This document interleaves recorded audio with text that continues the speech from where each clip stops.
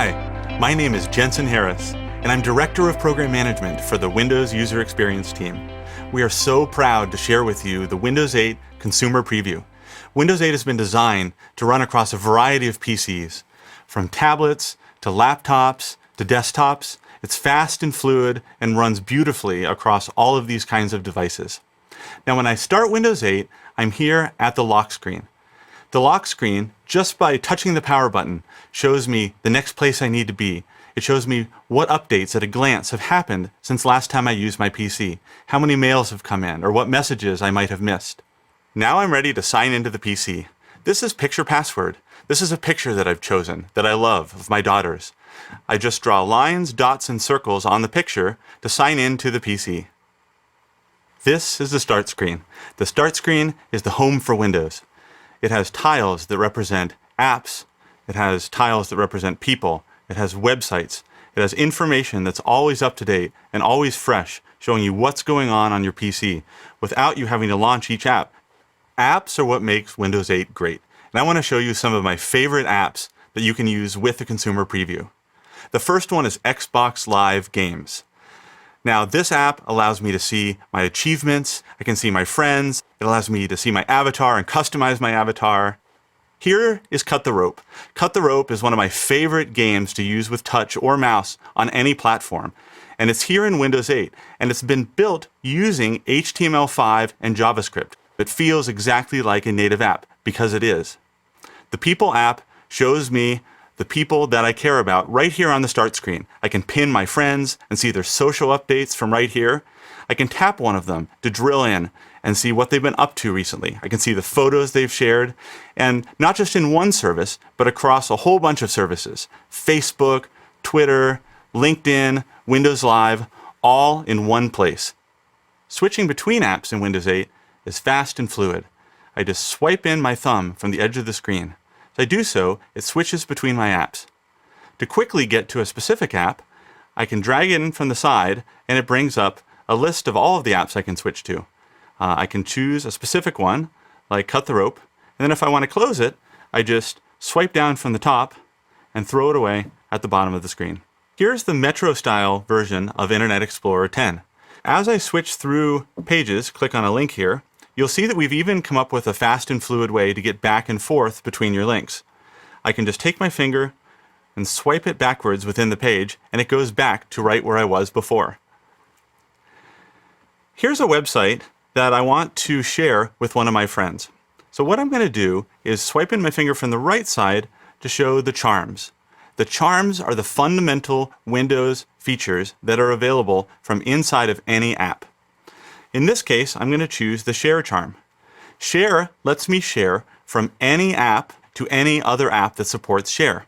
You can see the list of apps that I can share through, as well as a list of people that I've recently shared with. I'm going to choose my friend. I'm going to type a message and hit send, and just like that, the website is shared. So far, I've showed you a lot on a tablet, but the most popular kind of PC is a laptop. Here I have a laptop in front of me with a great big trackpad and a full-size keyboard, but it doesn't have touch. The good news is Windows 8 has been designed natively to do great with mouse, with trackpad, or with track point. Here I have my start screen that I've personalized for my laptop with a color and with an accent that I like. I've rearranged the tiles exactly the way that I want them. It's easy to zoom out to see the full list of things that I have on my PC. I can name groups. I can drag them around. I can put things exactly where I want them. And now I showed you before with touch how important the edges are. But with the mouse, the corners are really important. And that's because the corners are the single most efficient place on the PC for you to move to quickly. The lower left-hand corner is for start. I can always move my mouse to the lower left-hand corner and click, and I'm immediately taken to the start screen. If I want to go back to the app that I was just in, I'll move to the upper left-hand corner and click. Now I'm back in the Finance app. If I keep clicking, it'll cycle through the recently used apps. Or I can just move my mouse slightly down, and here's the list of all of the recently used apps. I can click and switch directly to a specific app.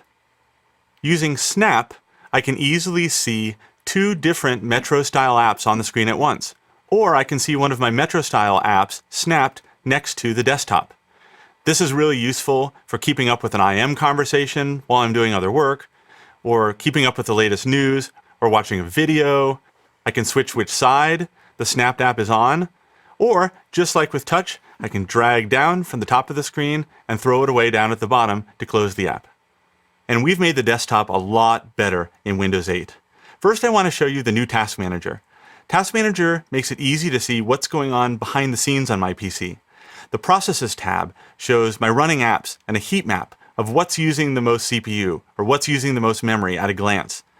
To see what's been going on over time, I can switch to the Performance tab that has these handy graphs that show over the last few minutes what's been going on under the covers. To see what's been going on for the last few weeks, we have the App History tab that can show me over a period of time which apps have used the most network bandwidth or the most CPU. Another area that we've made much better is File Copy. All file copies have now been consolidated into a single window. I can pause them individually, and I can also see a graph of speed over time. Windows 8 is natively connected to the cloud. That means that it's connected to the services and content on the web that I care about. For instance, I see that a mail came in on the start screen that I need to reply to. When I reply to it, I decided that I want to attach a picture for her. When I do so, it brings up the picker. The picker shows me, of course, not just photos and files on my PC, but also from a set of cloud-enabled apps. And the Photos app brings together photos from Facebook, from SkyDrive, from Flickr, all in one place. And I can pick something directly from that service through the Photos app and attach it to Mail. To get to the charms with the mouse, I'm going to move to the upper right-hand corner, and then I'm going to click on the Search charm. I can start typing, and as I do, Internet Explorer returns search results for the word that I typed in. I can also switch to other apps to see what would happen if I search for that same term within that app. This makes it really easy to search the entire system in a fast and fluid way and see everything that's on my PC. So we've shown you some of the apps that are included in the Windows 8 Consumer Preview, but many, many more apps are available in the Windows Store. The Windows Store has games and apps to suit any interest.